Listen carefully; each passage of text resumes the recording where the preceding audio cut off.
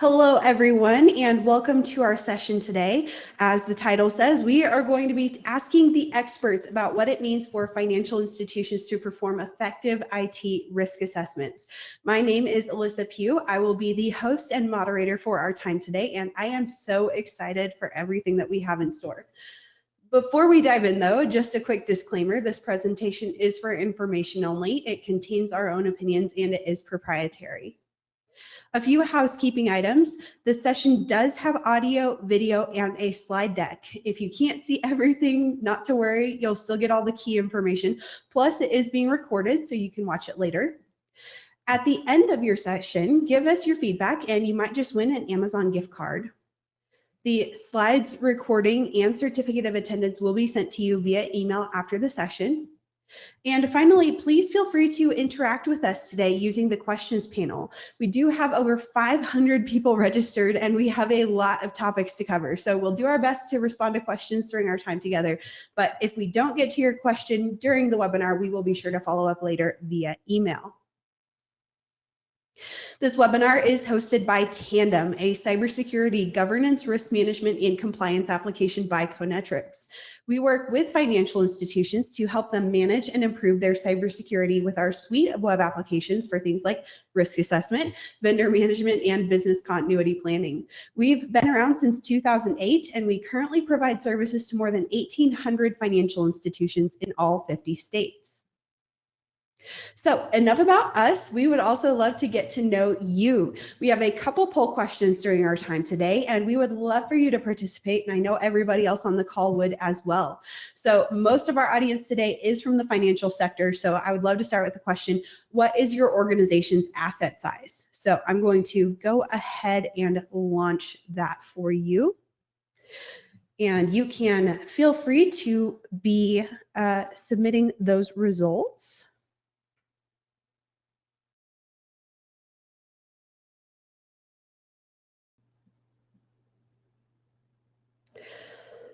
All right. We'll give you just a couple more seconds here to vote. And I'm going to end that and share those results. It looks like we've got about 70% who have chimed in, and we are pretty evenly spread out across the board today. So our biggest category is the 1 billion to 5 billion range with 39%. And then everybody else is pretty evenly split among the other categories. So we have a lot of community financial institutions joining us today, which is really exciting. We are so glad you are here. Now, because our topic today is risk assessments, before we dive in, I would love to ask you about how mature is your organization's approach to IT risk assessment. So I'm going to launch that one as well.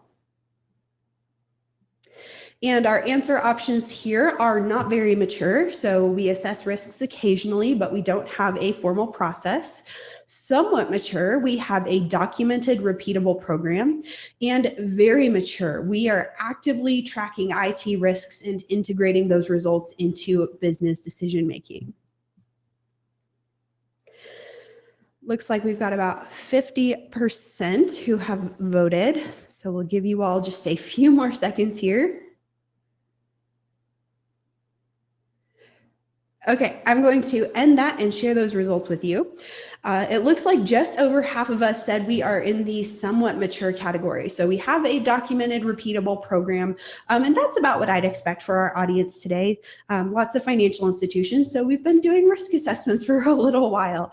But we do have people in the other categories as well, about a third in the very mature category and about 8% in that not very mature. So I am so glad you all shared that information. I really do appreciate you participating because I think it's helpful for us to know what our participants are looking for and looking at in this webinar. So I hope we'll have something for everyone today. For our agenda, we are going to start with a brief overview of the IT risk assessment process, just to kind of orient ourselves and get the wheels turning.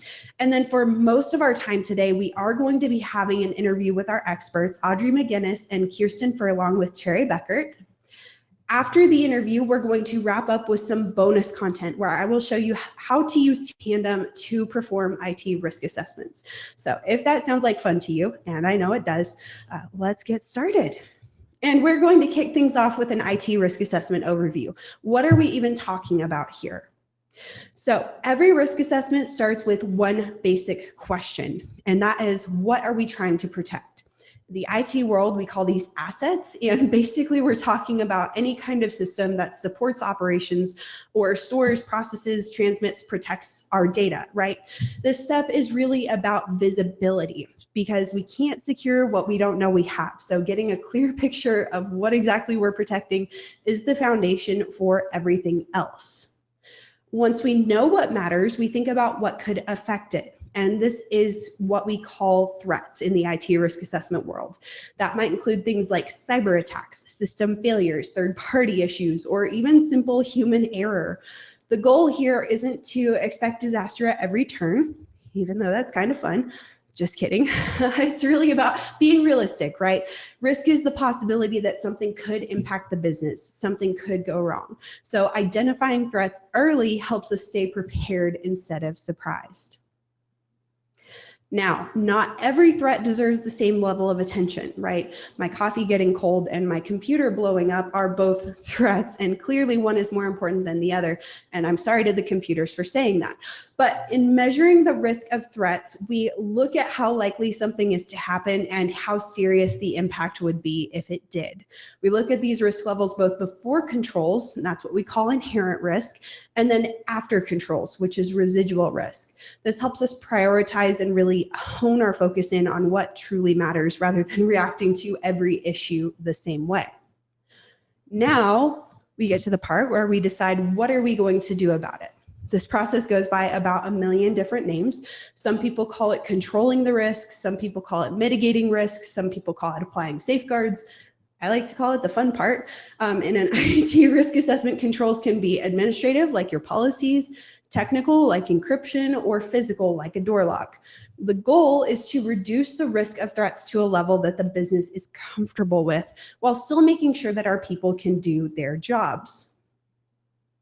Now, since risk assessments are not a one and done exercise, right? Technology changes, the business grows, new threats emerge, incidents happen. Monitoring is what helps us make sure our controls stay effective and our risk levels stay where we expect them to be.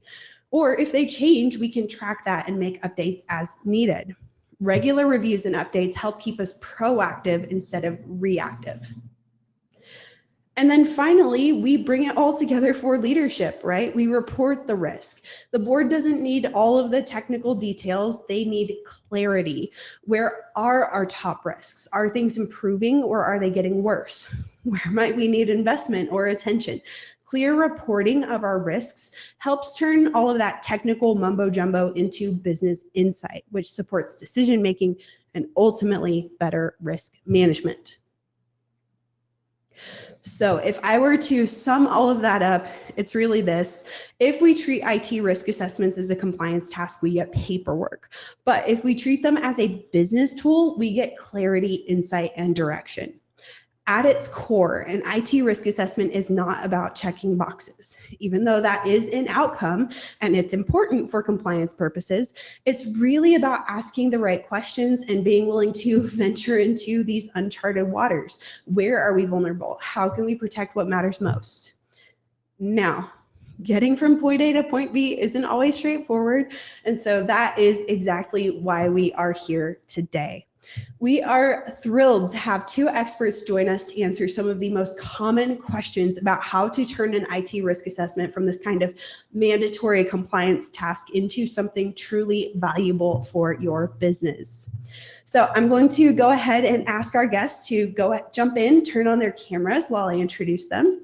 We are so excited to be joined today by Audrey Magennis and Kirsten Furlong with Bekaert. If you're not familiar, Cherry Bekaert is a top 20 accounting, tax, and advisory firm in the United States.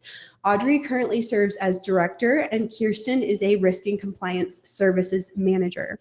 Both of our experts have over 20 years of experience in information technology, cybersecurity, risk management, and regulatory compliance. So without further ado, welcome Audrey and Kirsten. Thank you so much for being here. Now, thank you, Alyssa. Absolutely.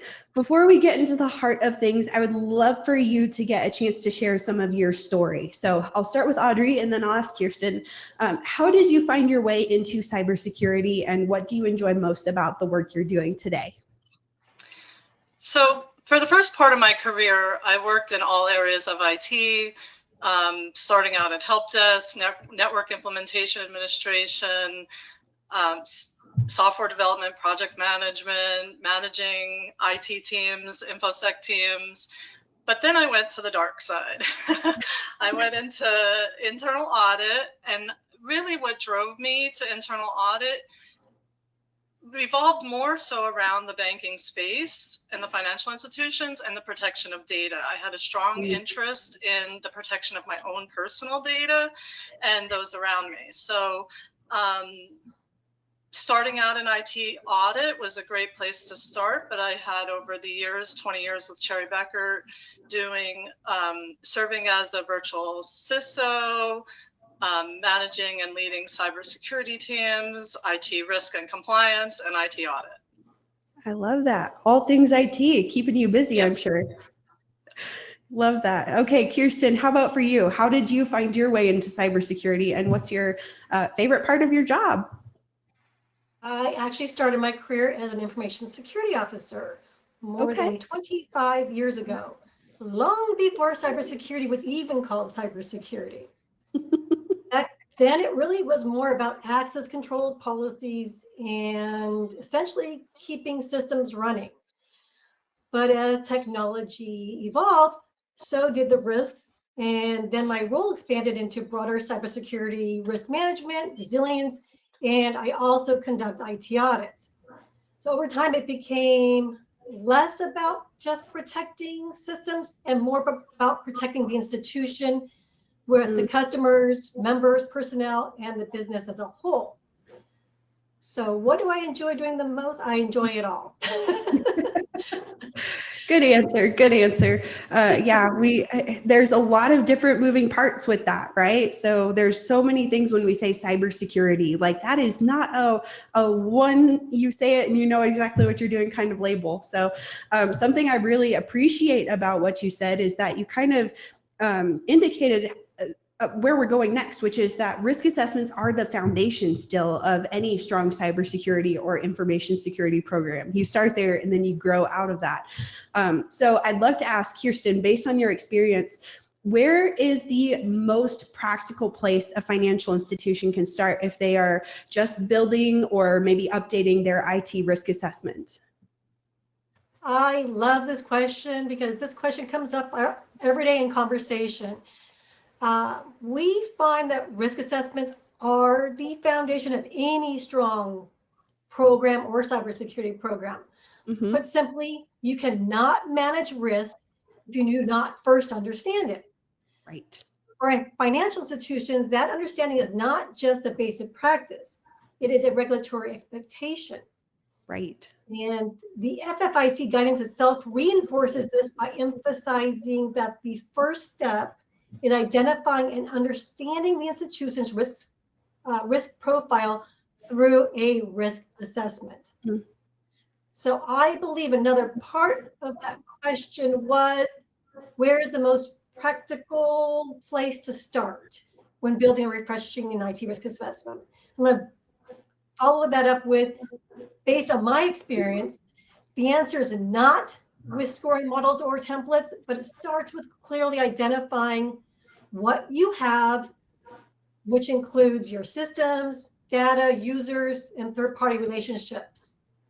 And then understanding how those assets support your overall business. And then from there, institutions can meaningfully identify the threats, assess existing controls, and determine whether residual risk aligns with the risk appetite. Love that. That is really the heart of it all, is what do you have that's worth protecting? And I love that you listed not just technical things in there, but you also listed people and you listed data. Like, there's a lot that's worth protecting. And like you said, you can't protect it if you don't know where it lives. So on that topic though, there is a million and one things that we could protect, right? There's data everywhere, there's systems everywhere, more and more all the time.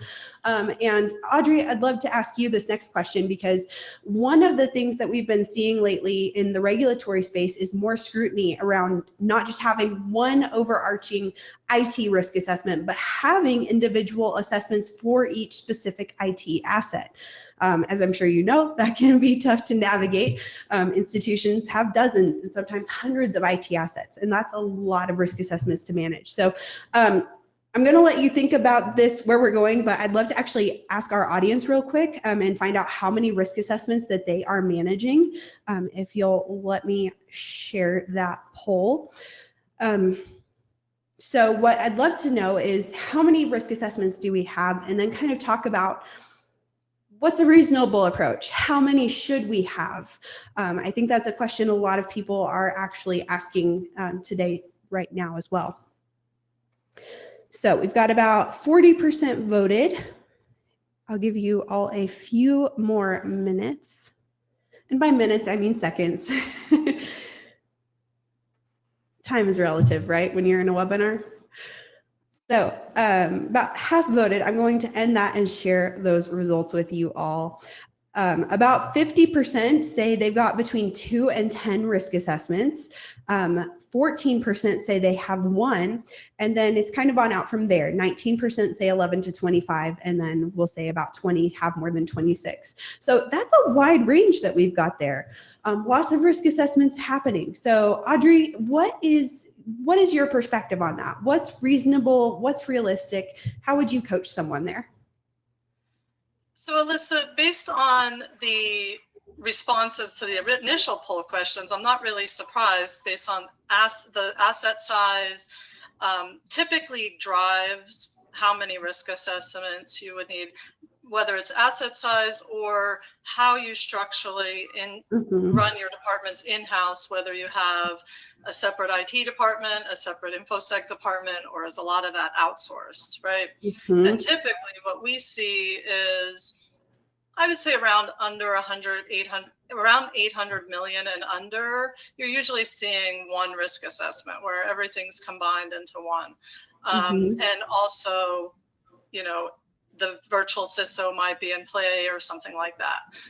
Now, with above 800 million, maybe even over $1 billion, you're usually starting to get into the size where you have your own IT department, your own InfoSec. So now you're looking at probably a separate IT risk assessment, a separate information security risk assessment, and it really begs to also include the CAT, the FFIEC cyber assessment tool.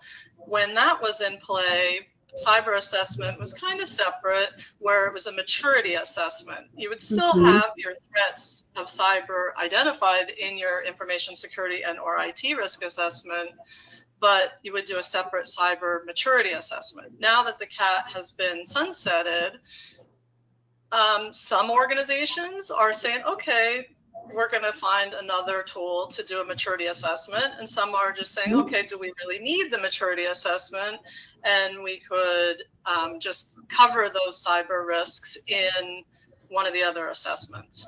But we'll talk about it more on some of the other questions, but I really feel like when you get to doing risk assessments on each individual asset, that becomes more when you're putting in a new product or a new asset or a new emerging technology. You should always do its own risk assessment before it gets implemented. Right. But once it's in your environment and running, in my opinion, it becomes part of your regular risk assessments. Absolutely. I actually see a comment that's come through here from Josh, and he said, we are now being asked to complete a project risk assessment before we implement a new project. I think that kind of goes hand in hand with what you're saying, is there's lots of different risk assessments that we could be doing. And that's actually how they even look has kind of shifted over the years. So that's a really good insight that we need to keep in mind, that risk assessments are not a one size fits all kind of thing. It's about finding what's best for your organization. That said, I have seen some better ways than others to manage risk assessments in my experience. So Kirsten, I'd love to ask you this next question, which is really based in that idea that IT risk assessments have come a long way. Some of us remember when that giant PDF of the cybersecurity assessment tool came out, or the old spreadsheet days. So I'm curious.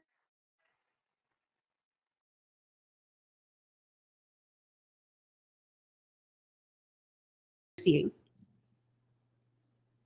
As I think back, and especially if you've been doing this as long as I have, it is pretty amazing at how much risk assessments have changed over the years. Mm-hmm. I remember when they were largely static, compliance-driven documents, and then you completed them and you checked the box and moved on. But today, they look very different. Risk assessments have really become what I like to, and many people call living tools, where they help inform decision-making, guide where we spend time and money, and ultimately support safe and sound operations. And one thing that is important to keep in mind is that there really is no single right way to do it. And that's because risk assessment should be based on the size and complexity of your institution. Mm-hmm. Back to what both you and Audrey were just saying a few minutes ago. But for some organizations, that well-organized spreadsheet still may work just fine. But for others, though, especially if environments grow more complex, moving to a dedicated tool may make more sense. So I see this also where perhaps you don't have the bandwidth or manpower to maintain a spreadsheet.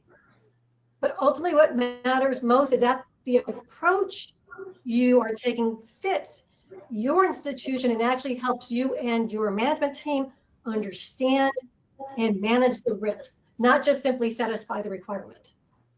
Yes, 100 times yes to that. That is so important for people to remember, is that there is no one prescribed way to manage these assessments, right? It's all about what works best for you. And I love those factors that you shared too. You know, think about your asset size, think about your technology capabilities, think about what's going to be best for your management that you're reporting these things to. All of those are really good factors to consider when you're thinking about how can I manage these risk assessments for my organization. So in that same thread though, Audrey, I'd love to ask you, financial institutions, they were really facing constant change with these emerging and sometimes unacceptable risks and new technology, new threats, new regulations, new frameworks, new everything basically all the time. So I would love to kind of ask, how have you seen examiners adjusting their expectations in responses to these emerging risks in recent years? Right, and I'm just going to put a little disclaimer that I can't speak for all examiners, because as we know, every examiner puts their own flavor into things sometimes. But for the most part, what we typically see is, just like we said a little bit before, when you have something new coming out, as long as you are evaluating the risk before, I'm going to emphasize, before it gets put into the environment, because traditionally it's always been, oh, let's put it in, then we'll do the policy, then we'll do the risk assessment, then we'll figure out BCP, you know what I mean? So it's really taking that approach where you're saying, okay, we're evaluating the risk before we put it into the environment, identifying those risks, raising it up to the level of the board. Are we accepting the risks that go along with this, or is there something else that we need to do to mitigate those risks before we put it into the environment and run it out to our customers? Then implement the policy to manage those risks, audit the mitigating controls, follow up and report and track on any of those, right? So that's your typical process. As long as you're following that, majority of the examiners would be over the moon, let's say, over your process. Yeah, absolutely. Right, but if we look at emerging technologies, I just want to talk a little bit about the specifics of some of these. Yeah. Mm-hmm. So if you think back to historically, something like voice over IP, remote deposit capture, when we moved wires from in the back room to desktops, those were the processes that everybody was looking for. But now with emerging technologies, we're looking at stuff where it's happening a lot faster, right? Mm-hmm. Technology's happening faster. Something a little bit more recent was cloud, right? Mm-hmm. So when cloud first started becoming the big talk, most conservative institutions were slow to move into it. Regulators were heavily looking at it. But now pretty much everybody's put it in the cloud, whether it's a SaaS application or Office 365 or whatever what the tool may be. So I'm just going to say that as we look at more of the emerging technologies and they're coming out faster, it then also goes into your third-party risk management and how you're looking at where that data is going, how it's being protected, and making sure all your InfoSec policies and standards are in alignment. Yes, 100% on that. And I love that you kind of made that connection to cloud and third-party risk management, because we actually have a question from a member of our audience, Ryan, that asked, what's the best way to create an independent or third-party risk assessment? What should we be considering when selecting a third party? So when it comes to third-party risk assessments, you're doing risk assessments on the relationship, the service, all of that together. So Audrey, do you have any tips for Ryan here? Yeah, I know we're going to talk a little bit more detailed on third-party risk shortly, but where to start out is making sure that you have the policy for your third-party risk management that's in line with FFIEC guidelines. The FDIC has issued a number of regulations around third-party risk, and all the regulators. I don't want to say just the FDIC. And it's really just making sure that where is that data going and how do you gain comfort over the access that vendor and how they're protecting that data. So a lot of it, comes down to the basic SOC report reviews, controlling your vendor, etc. But when you're looking at emerging technologies like cloud, for example, now the data could be dispersed. Let's say we're using AWS or Azure, or some major cloud platform like that. The data could be anywhere in the world. So how do you make sure that it's onshore if you want it onshore? And how do you, so it's just really going through and evaluating, is it a private cloud? Is it a public cloud? Is it, so there's a lot more that needs to be evaluated there, that it's different than what were the days of the past of evaluating vendors. And I'll stop there for now because I know we're going to delve into that a little bit further. Yes, 100%. So one of the things that I like most and that I find most challenging about this whole IT risk assessment conversation is that sometimes we can be sitting back and talking about this from 1,000-foot view, and we can be talking about IT as a whole, but then sometimes it takes this really sharp turn and it's like all of a sudden we're talking about, okay, which data center is this data stored in, and is that a risk for us? Like, we can get very, very focused in and looking at specific detailed threats. And so I think that that's something that people tend to struggle with when they are doing risk assessments, is this idea of threat identification. Like, how broad or how specific do we need to be on that? And so Kirsten, I'd love to ask you this question. GLBA really talks about identifying reasonably foreseeable threats to our systems, to our data. And as we've kind of been talking about, that can mean different things to different people in different contexts. So I'd love to know, in your experience, what does a reasonably foreseeable threat mean to you? You are correct. There is a lot of confusion in understanding what's a reasonable, foreseeable threat. So I will give you my interpretation. For me, reasonably foreseeable means looking at what a reasonable institution of your size and complexity should expect based on what you already see happening across the industry. So it's not just about predicting the next zero-day attack and how it may affect you. Mhm. It's really about recognizing common recurring threats like phishing, ransomware, vendor incidents, and internal misuse.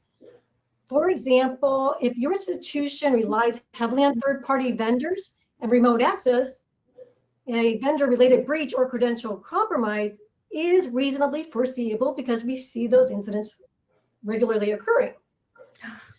So examiners are looking for that kind of thoughtful, risk-based logic where threats are tied to your institution, really, actually, where it actually does and operates, not just necessarily a generic or exhaustive list. Yep. I want to write that quote down as like reasonably foreseeable means like, are you seeing this? Like, are you seeing these incidents happen? Are you seeing these issues occur? Like that is gold right there. So yes, thank you for that, Kirsten. Alyssa, I'd like to, if you don't mind, Yeah. also add to that. I think it also helps identify who should be performing the risk assessments, right? Yes. Because if you think about it, technology-wise, if we're in IT, InfoSec, you typically have the technical knowledge, right? Mhm. But then sometimes it's performed just in risk, right? Where the risk department may or may not have the technical, I don't want to say aptitude, but to really understand what Or are those experience, maybe. potential, the experience and the potential Mhm. threats. So it's kind of marrying the two, because working together, the risk department can help IT and InfoSec think outside of the technical and think Mhm. more of reputational risk and regulatory risk and things like that, but also including the technical threats as well. Yes. So you really lean into a good point there. And I'd like to actually sit here for a second and explore this. We're going a little off track, but responsibility and who is in charge of these risk assessments. We have people on the call who have these larger organizations that have IT teams, dedicated risk teams, dedicated cyber, dedicated GRC. And then we also have people who wear all the hats, so to speak. Their hats have hats, we like to say. How would you say in an environment where it is more centralized, where you just have one person, what are some ways that they could get insight or expertise in these other areas that they may not have so much familiarity with?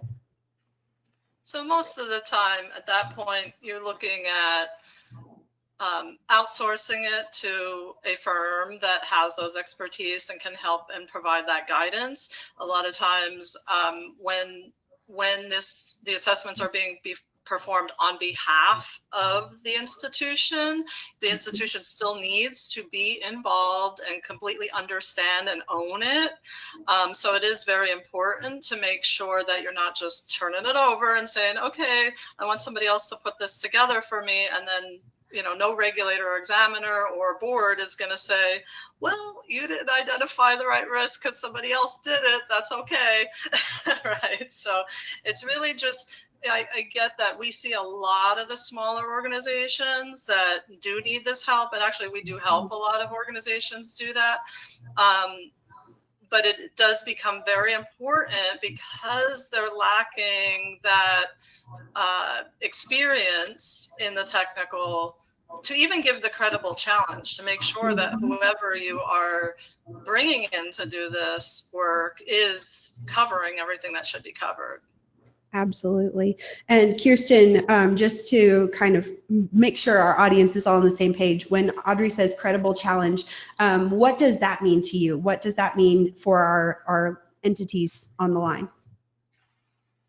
A credible challenge, I think, just to mimic what Audrey was saying, something that you find that is actually occurring within your industry, not looking at others, but focus on what is, I guess, a challenge for use.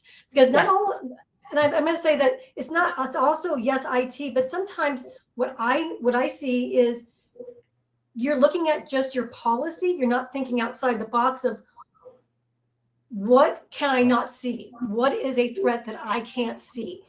Yes.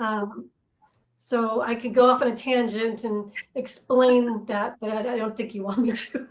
I think that's a great answer. Yeah, it was just one of those terms. I've seen that coming up more and more in guidance over the last few years, is this idea that your risk assessment should receive a credible challenge from your board, from your auditors. You shouldn't just be accepting it as it is, but you should have kind of a committee of people around you, so to speak, either formally or informally, that's, you know, asking those questions and digging in with you. And I think that you explained that really, really well. So thank you for letting me throw you guys a couple of curveball questions, but I think those are good questions that we should be asking in this conversation.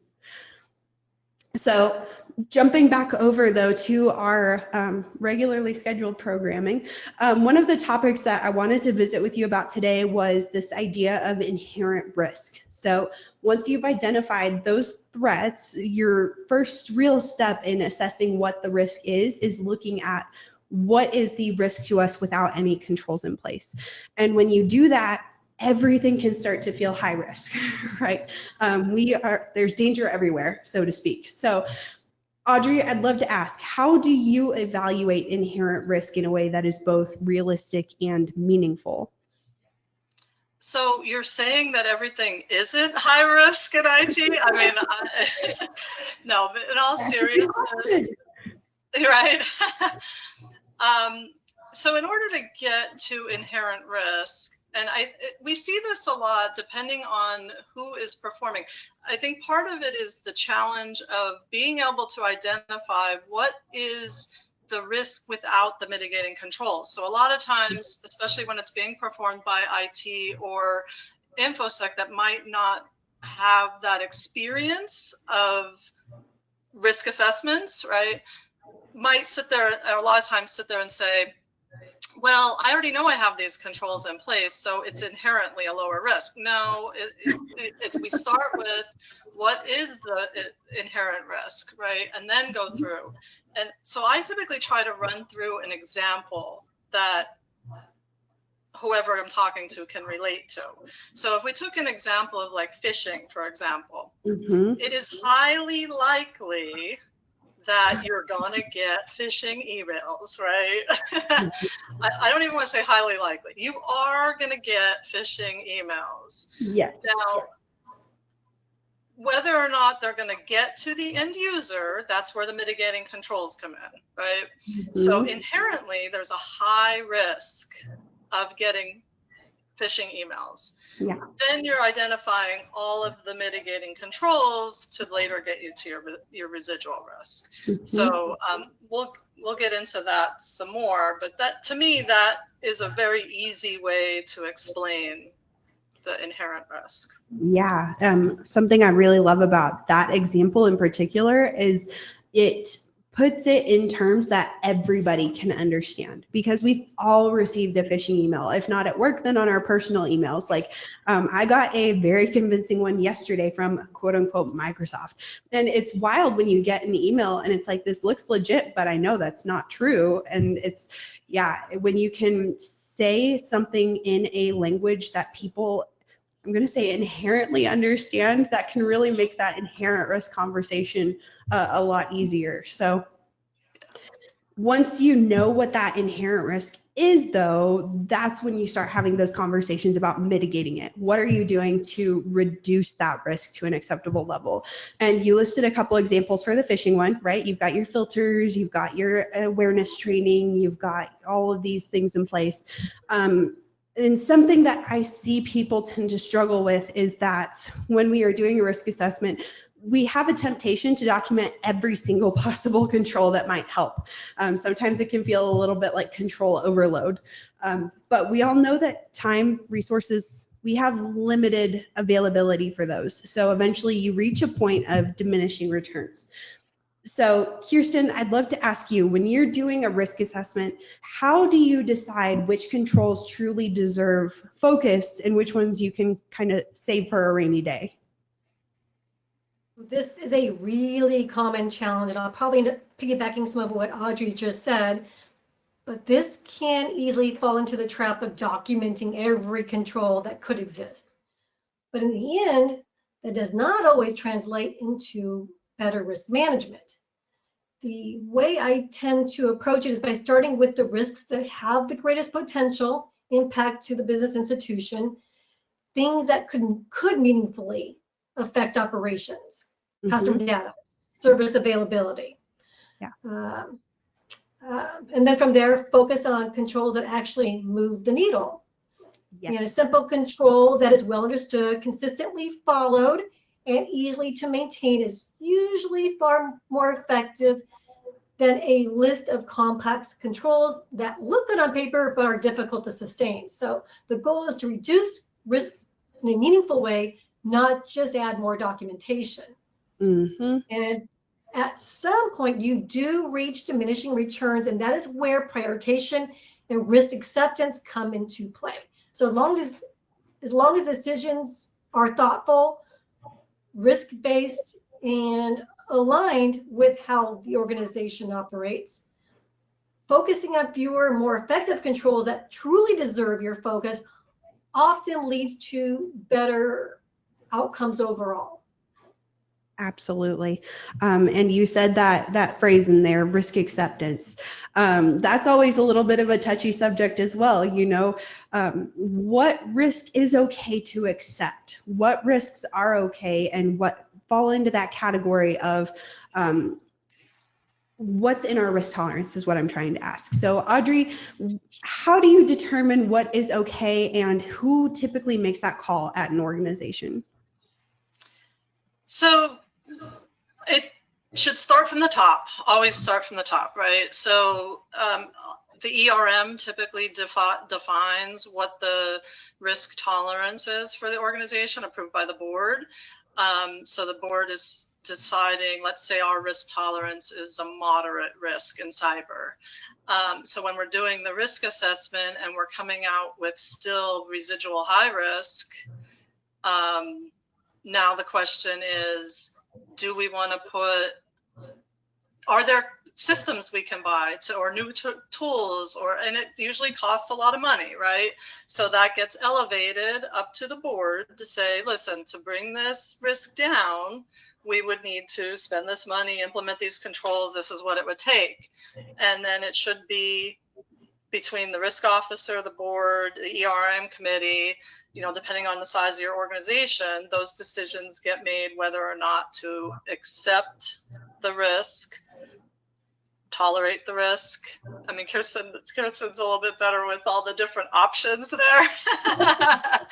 I'm not a fan of acceptance, but like when we talk about something like vulnerability management, right? Yeah. There's gonna be risks that have to get accepted. You might have to have these vulnerabilities in your environment because of the vendor or whatever the situation is.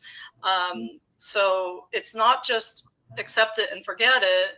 There should be a period of time that you're reassessing those risks. Is there something we can do now? Maybe it's 6 months, maybe it's a year, but not just leaving them set it and forget it.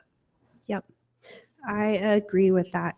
And in this context of risk assessments and risk acceptance, and you mentioned third-party risks that sometimes you have to accept. If you're using a certain system, like sometimes you are using that system, whether it's vulnerable or not, and you're implementing compensating controls and that whole deal.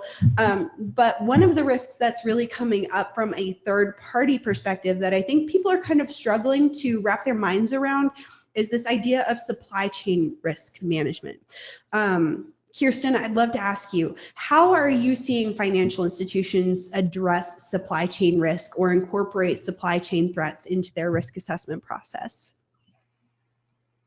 What we are seeing, or maybe I'll say what I'm seeing, is third-party risk management moving away from a once-a-year point-in-time exercise into much more of a continuous monitoring effort, where institutions are building third-party and supply chain risks directly into their risk assessments by tying the vendor to the systems, the data, the business processes that they support, and then reassessing those risks as things change.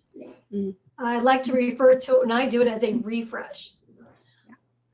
And I know we're talking about third-party risk, but I'm also seeing a much stronger focus on fourth parties and nth parties dependencies, and understanding what a critical vendor relies on and where concentration risk or hidden dependencies exist. So I'm going to go back for just a second, because we saw this in 2024 when CrowdStrike experienced the major outage triggered by a failed software update. The incident itself was described as not a cyber attack, but still globally disruptive. Yes. A reminder that resilience and change control matter as much as prevention. So, along with all of that, I think comes closer monitoring of access. And I know we have all heard the term privileged access.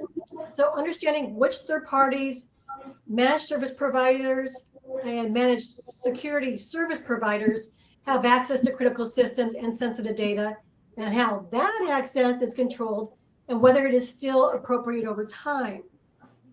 Then the goal becomes less about cataloging vendors and more about managing ongoing visibility into how external relationships affect the institution's risk posture on a daily basis.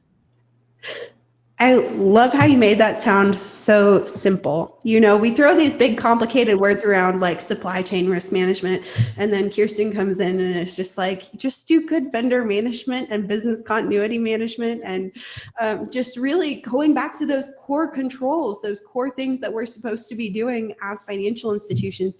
That's how you manage those risks. And so I love that you painted that picture for us. So it takes the very scary and intangible and brings it into something that's like, oh, I can do that. So that's a good skill to have. And so Audrey, I hope you're going to do the same with this next topic. But I'd love to ask you about artificial intelligence risk management.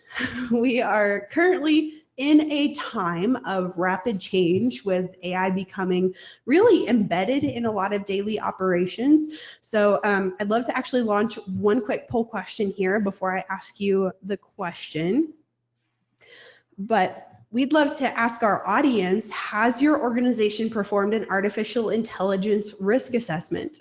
So our answer options here are yes, we performed a dedicated AI risk assessment. Yes, we consider AI in existing risk assessments. Not yet, but we are working toward it. And no, and we don't plan to. So I realize this one might take a little bit of thinking, so I'll leave this one open for a few seconds.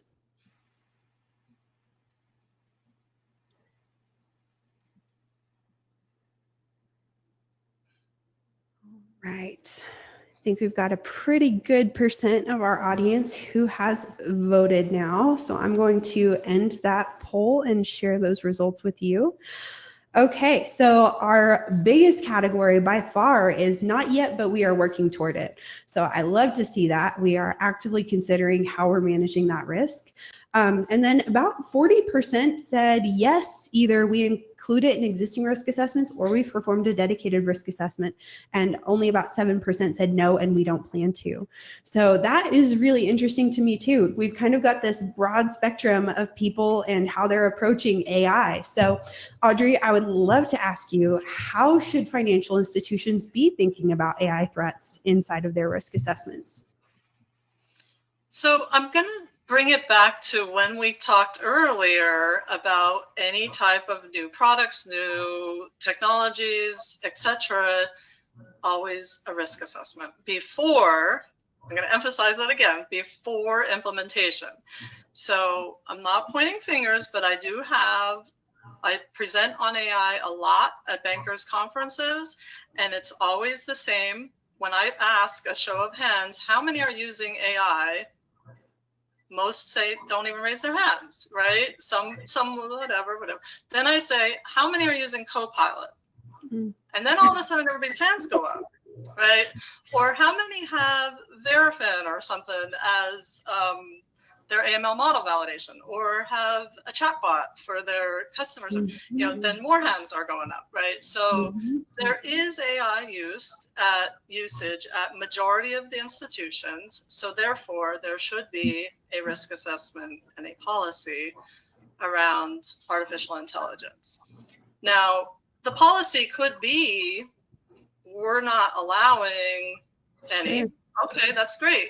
So if you're not allowing any AI, then is your IT restricting anyone going to the common AI systems like ChatGPT, Claude, Gemini, etc., right? Are you restricting users? But then the fun part is we're all humans, right? So even though IT might restrict it, they're still going on their phone or whatever to use it. But the question is, are you taking data from the financial institution and putting it out into, say, ChatGPT, which now becomes public data, right? So, or it's at least exposed to the public internet. Sure. So it's very relevant to make sure that you have policies, you're training your employees, making sure that they understand what artificial intelligence is, the different types of intelligence, how they're using it, how they can or cannot. If you are using artificial intelligence, is there a committee internally that's evaluating before the product gets implemented to determine, are there guardrails? Is there you have to go through the whole, making sure the model's getting trained, making sure the data you're using to train the model is approved that you can use depending on what state you're in. There could be privacy laws. There's so many risks around artificial intelligence, not to mention you could be in violation of major regulations, like, for example, the Fair Lending Act, if you're using a system that has biases, so it's very pertinent to make sure that these assessments are being performed prior to implementing anything. Absolutely. And you've identified something that's kind of a challenge for organizations right now, is first being able to figure out where even is this, what even is this. You touched on a little bit that there's different flavors of AI, right? It's kind of like ice cream. We all have our favorite flavor, but there's these independent tools that you can go out and use that are free. And then there's these tools that you can purchase through a vendor. And then there's these vendors that are just stuffing it into their programs that you're currently using and you didn't know about it. And so, yeah, AI is really everywhere. And so I love your point that you really brought it back to the beginning, right where we started, which is identification. Like, where is it? What is it? What are we doing with it? And I think that that's a really good step one for our audience today. So we are getting close to time, so I'd love to shift into our wrap up. And before I do that, I would love to ask you, Kirsten, we'll start with you and then I'll come to you, Audrey, for the final say. But are there any final thoughts, lessons learned, or even just words of encouragement that you would share with our audience as they continue to build their risk assessment programs? No words of wisdom, just my thought is don't be afraid to call a risk high because you feel like it's going to look like a control has failed or it's not working in place. Do what's honest and true, because that's where you identify the gaps. So I don't know much more to say to that. So I will hand it back. I know we're running short on time. That's why I'm trying to cut it short. You're good. You're good. But that is a mic drop moment right there. Just being honest in your risk assessment. Like, I have heard from people who are hesitant to rate things a certain way just because they're afraid of the way it's going to paint that risk. So I love that piece of encouragement, and I really appreciate you sharing that. Audrey, what about you? Any wisdom or lessons learned, words of encouragement? I would say that I just want to expand. That was a very valid point of don't be afraid, because I see so many risk assessments where everything's low. And to tell you the truth, when I see that, it makes me dig deeper, because I know in IT, there is never all low risks. I don't care how big your organization is, you are never at low.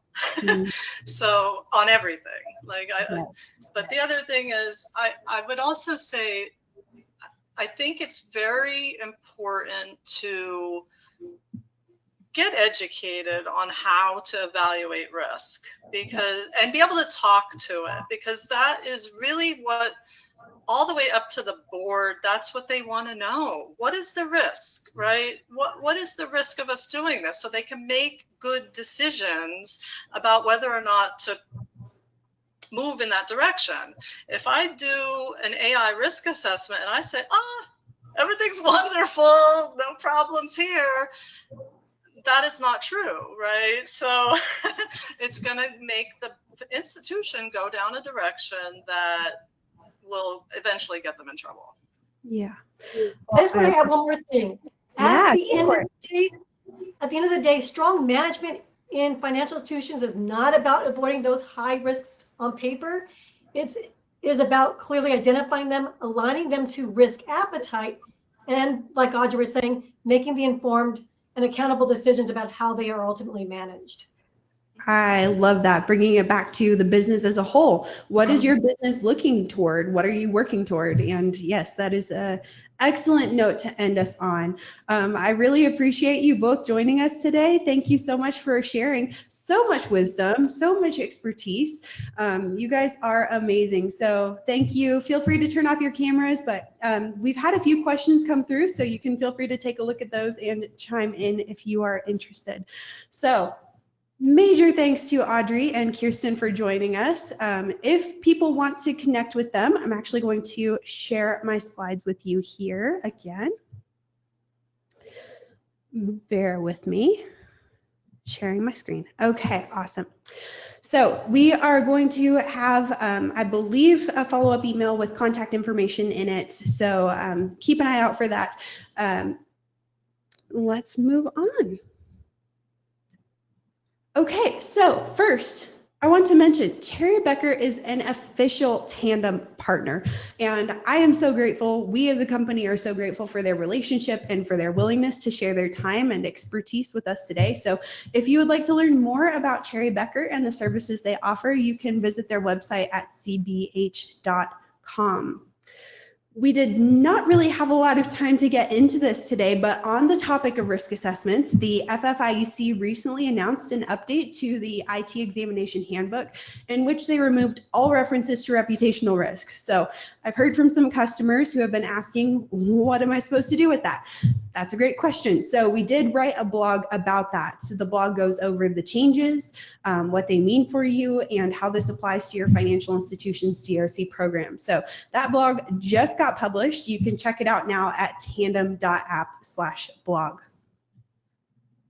As I mentioned early on, Tandem is a cybersecurity governance, risk management, and compliance software suite designed specifically to help organizations like yours.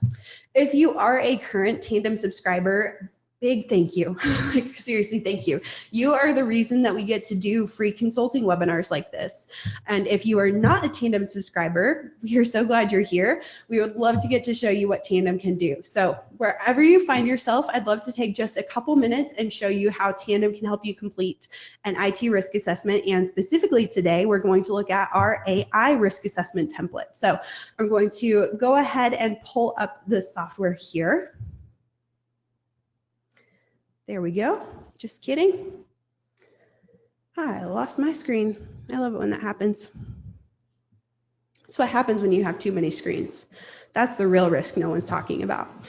So in Tandem, if you have the risk assessment product, you can go over to the menu and click where it says risk assessment. And the first thing that you're going to want to do is go to the Assets tab. This is where you can create your inventory of information assets. So here, I'm going to actually go ahead and sort that list. We have our full list of information assets, and this is where you would really do that identify part of the process. You identify what's worth protecting. So we do have a template artificial intelligence information asset you can use. I've got just a sample filled out here that looks like what it could look like if you were using something like Copilot, for example. You can assign owners, you can assign what data types it's allowed to access. You can also associate it with other products. So maybe you want to associate it with a software or a third-party service from the vendor management product. You can absolutely do that. Here at the bottom, you can set security requirements, which tells you how important is this asset compared to others. So that's something that's really helpful for comparative purposes. And let me go back here now and click on artificial intelligence. This is where we are actually going to perform the risk assessment. So, and I'm actually going to zoom out here because I don't think we're getting a full enough picture. In the artificial intelligence risk assessment, our team has created a list of reasonably foreseeable threats that you can use. Each one of these talks about the threat in the context of AI. So I'm going to go ahead and open up this unintentional disclosure one because that one's really interesting to me.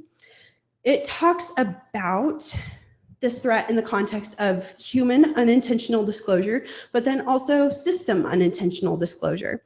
And so it looks like that is pulling up right now. Each threat is going to have some details, some default suggested inherent risk levels, recommended controls for mitigating that risk, and then at the bottom is residual risk. And as you see, our residual risk here is at least medium, and that's intentional because not everything is low or insignificant. At the bottom, you can set a risk management plan. And so basically, you're going to have something like that for each one of the threats in this risk assessment. This template was built based on our experience with community financial institutions, and there's lots of great reports and download documents that you can get from this product as well. So I know we are at time. That is risk assessment in a nutshell. I am really excited that we are now able to offer that risk assessment template. We do also have an AI policy and an AI vendor review. So if you use our products, be sure to check those out. As you are leaving the session today, please fill out the survey that pops up in your browser window. So let us know what you liked, what you didn't like, if there are any topics you'd like us to cover in the future. Your feedback is valuable to us. So valuable that we are going to be giving away an Amazon gift card to someone who completes the survey. So if you want cool stuff from Amazon, fill out that survey. Thank you in advance. And with that, I think we will call it a day. Thank you all so much for joining us. Don't forget to fill out that survey again when you leave. And special thanks again to Audrey and Kirsten with Bekaert. I hope this session has been helpful for you, and I hope to see you around. Have a blessed day.